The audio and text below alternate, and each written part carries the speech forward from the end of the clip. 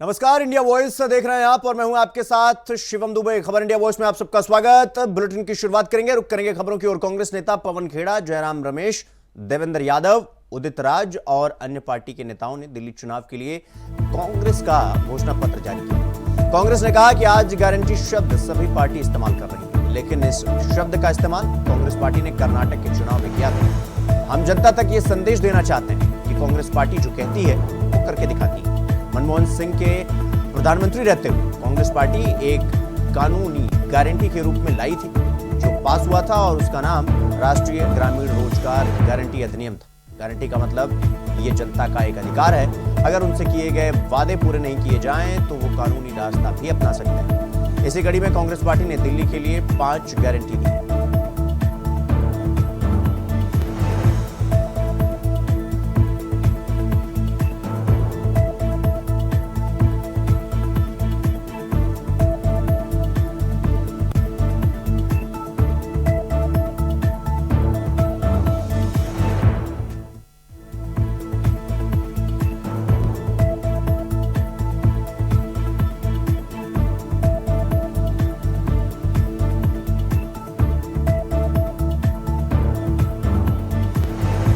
गुजारिश करूंगा कि इस घोषणा पत्र के जो मुख्य बिंदु हैं उस पर कुछ बोलें और आपको जानकारी दें। पर मैं ये ज़रूर कहूंगा कि ये गारंटी शब्द जो है, आज सभी पार्टी इस शब्द का इस्तेमाल कर रहे हैं। पहली बार कांग्रेस पार्टी ने कर्नाटक के चुनाव के समय गारंटी, ऐसे तो हम वादे करते हैं घोषणा पत्र में, हर एक पार्टी हर एक चुनाव के लिए घोषणा पत्र निकालती है, उसमें ढेर सारे वादे होते हैं, पर पहली बार हमने गारंटी शब्द इस्तेमाल किया कर्नाटक के विधानसभा चुनाव के समय 2023 मई, क्योंकि हम चाहते थे कि जनता को ये संदेशा जाए कि जो कांग्रेस पार्टी कहती है वो करेगी। ये गारंटी न केवल पार्टी की है पर ये जनता का अधिकार भी बनता है। तो इसीलिए हमने गारंटी सोचा। आपको याद होगा पहली बार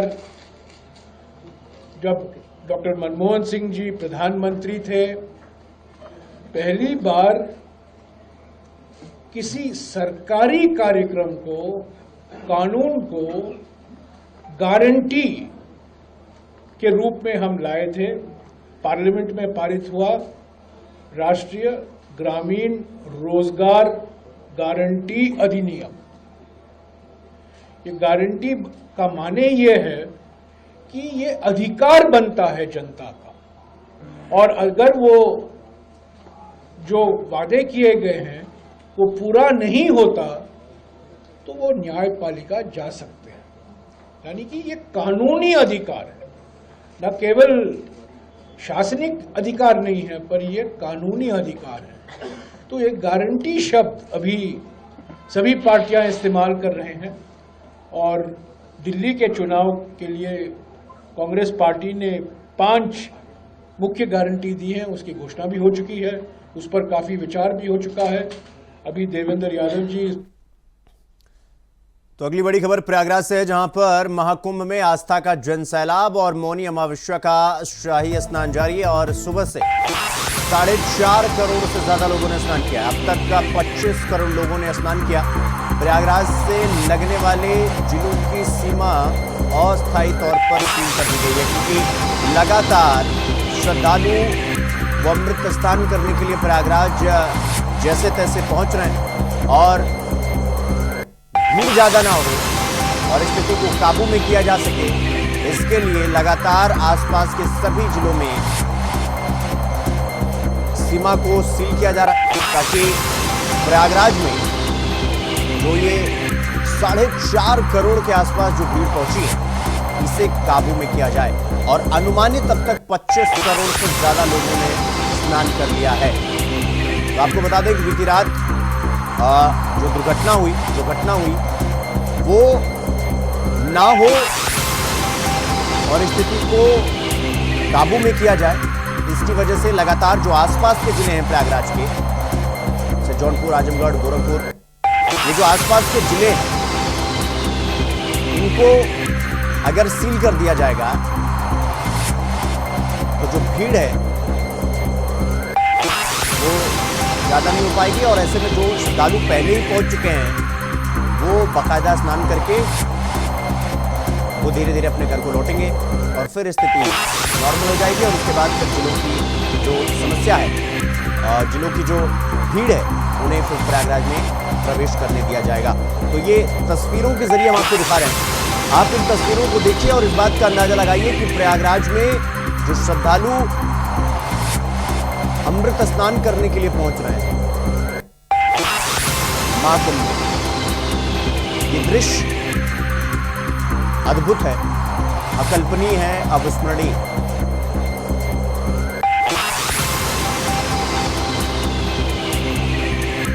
इस खबर पर हमारे साथ हमारे सहयोगी शोएब रिजवी हमारे साथ प्रयागराज से जुड़ गए हैं। शोएब, लगातार चूंकि अब श्रद्धालुओं का जो जनसैलाब है वो अमृत स्नान करने के लिए पहुंच रहा है, क्या कुछ स्थिति वहां की और क्या कुछ हालात? पहले से इस बात का अनुमान लगाया गया था, करीब 8-10 करोड़ लोग मौनियावस्था पर स्नान के लिए पहुंचेंगे। तो उस अनुमान के हिसाब से बहुत बड़ी संख्या में श्रद्धालु सगरी प्रयास पहुंचे हैं, लगातार स्नान घाटों पर स्नान कर रहे हैं, अलग अलग घाट बनाए गए हैं और यही हालात ज्यादातर घाटों पर है। सुबह से ये सिलसिला शुरू हुआ है, अभी भी उसी तरह घाटों पर बड़ी संख्या में श्रद्धालु पहुंचे हुए हैं। विभिन्न मार्गों पर आप देखेंगे श्रद्धालुओं का एक रेला है, घाटों की तरफ बढ़ रहा है। तो कह सकते हैं कि पूरे दिन ये सिलसिला चलने वाला है, क्योंकि थोड़ा ये घटना ने थोड़ा व्यवधान डाला, लेकिन अब स्थितियाँ बहुत सफल होती चली जा रही है। लगातार अब इलाकों में जो अलग अलग घाट है वहाँ पे श्रद्धालु पहुँच रहे हैं, स्नान कर रहे हैं, माँ गंगा से आशीर्वाद ले रहे हैं। तो ये कहा जा सकता है कि संगम नदी प्रयागराज में इस वक्त आस्था का जनसैलाब उमड़ा हुआ है। सनातन धर्म के सबसे बड़े महा आयोजन में बड़ी संख्या में देश दुनिया से श्रद्धालु पहुंचे हुए हैं। अखाड़ों ने भी स्नान किया है। जो 3 शंकराचार्य उन्होंने पहली बार एक साथ कैंप से निकल के घाट पे जाकर के स्नान किया है। इस तरह की दुर्लभ तस्वीरें महाकुंभ की एक इतिहास में दर्ज हो चुकी है। तमाम तरह के आयोजन हो रहे हैं मेला के अलग अलग क्षेत्रों में, लेकिन सबसे ज्यादा अगर आकर्षण है तो वो घाटों का है, जहाँ पर अलग अलग घाटों में श्रद्धालु लगातार पहुंच करके स्नान कर रहे हैं। शोएब, अब चूंकि आसपास के जितने भी जिले हैं, कहा जा रहा है कि अगर वहां पर उन जिलों की जो बॉर्डर्स हैं अगर उनको सील कर दिया जाए तो जो श्रद्धालु हैं वो उस लेवल में पहुंच नहीं पाएंगे, क्योंकि अंग्रेजी का वो वर्ड है ना कि गो विद द फ्लो। इस वक्त श्रद्धालु उस फ्लो के साथ आ रहे हैं, क्योंकि उन्हें धीरे धीरे आगे बढ़ना है, एक कदम भी आगे बढ़ना है, फिर भी उन्हें लग रहा है वो बहुत चल लिए हैं। उस स्थिति को रोका जाए और जो पहले से पहुंच चुके हैं उनको स्नान करके पहले बाहर करवा दिया जाए, इसलिए सील किया जा रहा है। प्रशासन की क्या कुछ तैयारी देखने को मिल रही है और उन जिलों को सील करने का प्रयास किया जा रहा है? बाकी वो श्रद्धालु जो जिलों पर पहुंच चुके हैं उनका क्या होगा फिर? वो कहां पर, वो क्या वहां पर खड़े रहेंगे वो तब तक जब तक कि ये जो श्रद्धालु आ चुके हैं वो स्नान ना कर ले?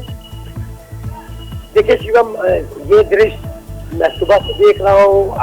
मैं आपसे जब बात कर रहा हूँ तो मेरी आवाज भी अब साथ नहीं दे रही है, बिल्कुल, लेकिन सिलसिला लगातार देखने को मिल रहा है और जो भी श्रद्धालु आ रहे हैं कोशिश की जा रही है कि उनको अलग अलग घाटों पर भेजा जाए ताकि वो उनका लाभ कमा सके। ये जरूर है कि हमारे पास जो सोर्सेस की जानकारी आई है कि कई आने वाले स्टेशनों से ट्रेनों को थोड़ा रोका गया है ताकि इस शहर की तरफ कम से कम श्रद्धालु आए या ऐसे समय पर आए जब यहाँ से श्रद्धालुओं की वापसी हो जाए जो यहाँ पर पहुंच चुकी है। तो इस तरह की व्यवस्था के जरिए इसको नियंत्रित करने की कोशिश की जा रही है। इसीलिए बहुत से स्टेशन पर जो श्रद्धालु आ गए हैं उन्हें बाहर निकाल करके संगम की तरफ भेजा जा रहा है।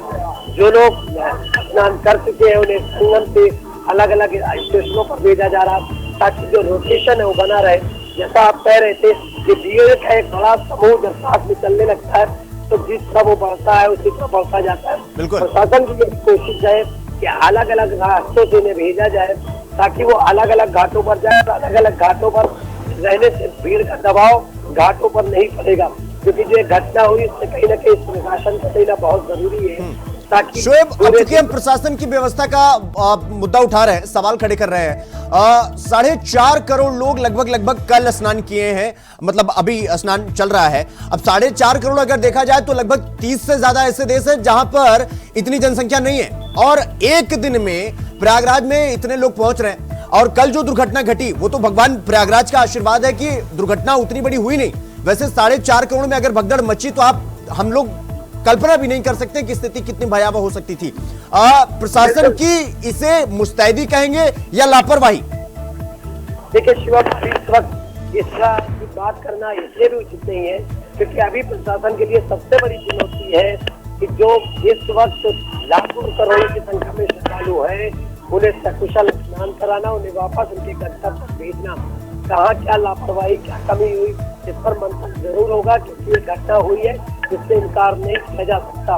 लेकिन अभी प्रशासन के लिए चुनौती ये है कि जो इतनी बड़ी संख्या में लोग, क्योंकि ये कोई लोकल लोग नहीं है, देश के अलग अलग कोनों से आए हैं और वो अब आ चुके हैं या रास्ते में आने वाले हैं। बिल्कुल। तो उनको स्नान भी कराना है।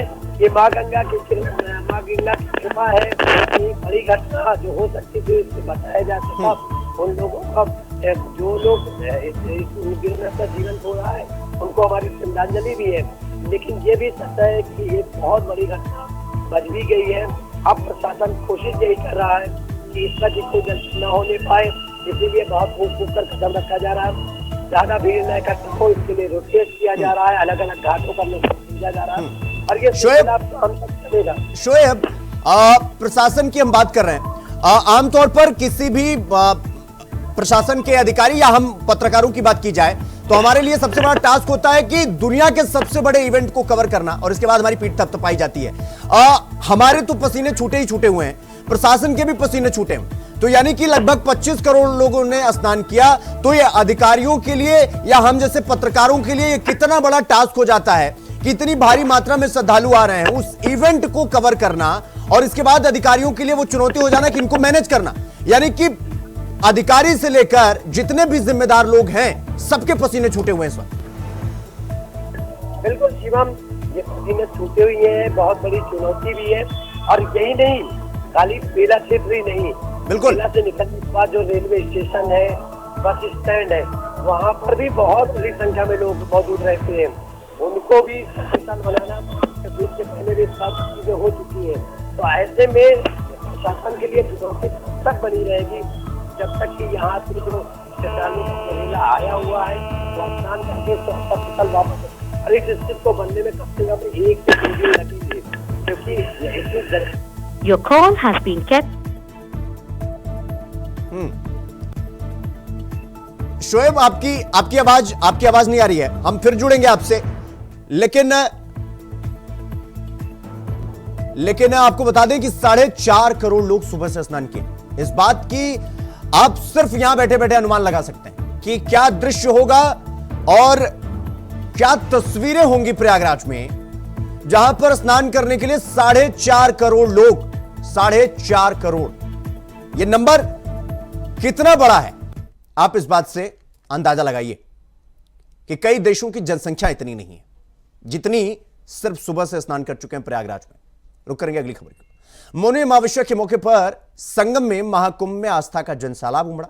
मौनी अमावस्या का महत्व और इस दिन क्या खास होता है, इस बारे में हमारे संवाददाता शोएब रिजवी ने निरंजनी अखाड़े से जुड़ी नेपाल से आई साध्वी से खास बातचीत की। क्या कुछ कहा उन्होंने, सुनवाते हैं आपको, सुनिए। निरंजनी अखाड़े से जुड़ी ओमकारेश्वरी देवी हमारे साथ है, जो आप नेपाल से है। वैसे तो कुंभ नगर में देश दुनिया से साधु संत साध्वी आए हुए हैं। हम उनसे जानेंगे देवी जी किस तरह से मौनी अमावस्या का क्या महत्व है। मौनी अवस्था के ये है कि हम शांत और चुप रहे, कि कोई से नहीं बोल के नहाने महापुण्य मिलता है। इसलिए लोग उस टाइम है कि मौन अवस्था रह के नहाते, उससे पुण्य मिलता है। ये हमारा परंपरा है। अच्छा, मौनी अमावस्या के लिए खास किस तरह की पूजा पद्धति या क्या कुछ खास करना चाहिए? न उसी में से दान पुण्य करो, यही हो दान पुण्य। आप सब जैसे हो दान पुण्य करो, आपने जो भी है वो दान पुण्य करो, वही है मौन। और मौन ही सबसे बड़ा साधना है। अच्छा, इतनी बड़ी संख्या में श्रद्धालु पहुँचे हैं यहाँ पर, कैसा लग रहा है और आपके लिए कैसा अनुभव? इससे पहले कितनी बार आई आप? मैं तो इस तक मैं 4 कुंभ मैंने स्नान किया है। ये बड़ा कुंभ है कि 144 के बाद आई है, इसलिए इसमें लोग बाहर से इतने दूर दूर से आ रहे थे। हम भी नेपाल से आ रहे हैं ना, तो इसे मौन अवस्था हमें नहा के जाए सभी भक्तों लोग के हमें कहना चाहते हैं। अच्छा, भक्तों को क्या संदेश देना चाहेंगे इस मौके पर? इसमें महाकुंभ में जो साधु संत आते हैं नहाते हैं, वही सबसे बड़ा महाकुंभ है, जहाँ साधु संत स्नान करे, वो माँ गंगे के पाप हरते हैं और वो साधु संतों के अपने करे कर्मों और उसके करे पुण्य को माता के पापों के नाश करते हैं। इसलिए तो साधु संत आके गंगा में नहाते हैं। बिल्कुल। तो ये हमारे साथ ओम अंकेश्वरी देवी है जो नेपाल से है। आप साध्वी, आप निरंजनी अखाड़े से जुड़ी हुई हैं। इन्होंने बताया कि मौनी अवस्था पर किस तरह से स्नान करना चाहिए, क्या महत्व है। चूँकि 144 सालों बाद ये पर्व पड़ रहा है, इसलिए करोड़ों की संख्या में श्रद्धालु पहुंच रहे हैं और आस्था और पुण्य की डुबकी लगा रहे हैं। कैमरामैन सचिन प्रजापति के साथ शबरीज भी, इंडिया वाइज, प्रयाग। तो पूरे भारत में मौनी अमावस्या का पर्व बड़ी धूमधाम से मनाया जाता है और मनाया भी जा रहा है। और इसी कड़ी में सीताकुंड घाट पर आज लाखों की तादाद में श्रद्धालु स्नान करने के लिए वहां इकट्ठे हुए। मालूम हो कि नहाने के बाद सूर्य को अर्घ देकर दान पूर्ण करने से परिवार में सुख और समृद्धि आती है, ऐसी मान्यता है और पितरों को मुक्ति मिलती है। माघ माह में पड़ने वाले इस पर्व को श्रद्धालु बड़े धूमधाम से मनाते हैं। सुल्तानपुर के सीताकुंड घाट पर भी तमाम श्रद्धालु स्नान के बाद भगवान सूर्य से अपने परिवार की मंगल कामना के लिए आशीर्वाद मांग रहे हैं। और हमारे संवाददाता ने उन श्रद्धालुओं से खास बातचीत की है, एक बार सुनवा देते हैं। सुनिए।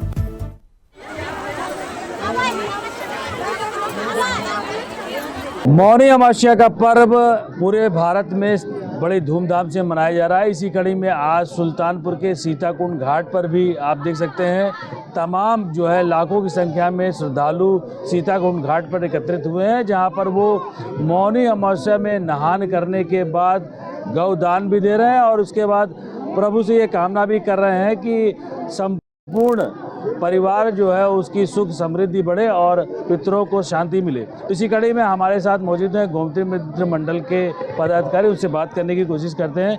क्या शुभ नाम भैया आपका? मेरा नाम राकेश सिंह है। आज मौनी अमावस्या का पर्व मनाया जा रहा है, क्या कुछ कहना है? मौनी अमावस्या आज बड़े धूमधाम से मनाया है। पूरे हिंदुस्तान में सनातन संस्कृति का एक बहुत बड़ा त्यौहार है, फेस्टिवल है। इसमें अपने पितरों को, जिनको हम नहीं जानते हैं, उनको भी हम बुलाते हैं, आते हैं वो, और उनको हम जल और जब तर्पण करते हैं। और इस दिन हमारे यहाँ परंपरा रही है लोगों को मौन रहने की। मौन रह करके वो आत्मचिंतन, आत्ममंथन करते हैं कि उनको क्या करना है, क्या नहीं करना है। और कहा यह भी जाता है, पौराणिक कथाएं हैं कि आज के दिन सभी देवी देवता लोग भी आते हैं संगम में स्नान करने के लिए। तो यहाँ पे अपने पितरों को तर्पण करते हैं, अपने सुख समृद्धि के लिए कामना करते हैं। ये मौनी अमावस्या का। और यहाँ पे आज सीताकुंड धाम पर गोमती मित्र मंडल की तरफ से भी चाय का इंतजाम किया गया हुआ है और हम लोग गोमती मंडल के कई लोग यहाँ पे देख रेख कर रहे हैं, मेले में आए हुए लोगों को कर रहे हैं।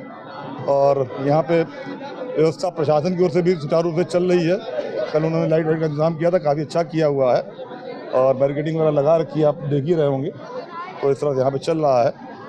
और तो निश्चित तौर पे आप देख रहे हैं कि यहाँ सीताकुंड घाट पर तमाम श्रद्धालु श्रद्धा की डुबकी लगा रहे हैं। और आपको बता दें कि महाकुंभ का पर्व प्रयागराज में चल रहा है, जिसमें श्रद्धालु स्नान करने के बाद सीधे अयोध्या की तरफ भी रुख कर रहे हैं, जिससे सुल्तानपुर में यातायात व्यवस्था को लेकर यहाँ के पुलिस अधीक्षक कुंवर अनुपम सिंह द्वारा संपूर्ण व्यवस्था की गई है, जिससे श्रद्धालु को किसी प्रकार की यातायात में दिक्कत ना हो और पूरी तरह सुरक्षा की चाक चौबंद व्यवस्था भी सुल्तानपुर में की गई है, जिससे यात्रियों को आने जाने में कोई दिक्कत ना हो। और आप देख सकते हैं सीताकुंड घाट में तमाम श्रद्धालु सुबह से ही नहाने के लिए इस घाट पे मौजूद हैं और अपने परिवार और पितरों की सुख समृद्धि के लिए कामना कर रहे हैं। और आप देख सकते हैं घाट पे तमाम लोग फूल माला और गौदान के लिए भी यहाँ पर गायों को लेकर आए हैं। सुल्तानपुर से शैलेश श्रीवास्तव, इंडिया वॉइस के लिए। रुक करेंगे अगली खबर की ओर। अगली खबर मैनपुरी से है, जहां युवक के गांव में फायरिंग करने से दहशत का माहौल देखने को मिला।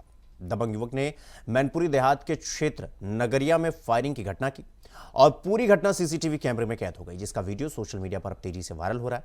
आपको बता दें कि दबंग युवक पर 20 से ज्यादा मुकदमे दर्ज हैं। उसके बाद भी खुलेआम ये घूम रहा है। दबंग युवक ने पीड़ित परिवार को जान से मारने की धमकी दी। पीड़ित परिवार ने दबंग युवक पर कड़ी कार्रवाई किए जाने की मांग की है। 2 लोगों के साथ दबंगों ने मारपीट की और फिर इस घटना को अंजाम दिया और फायरिंग की।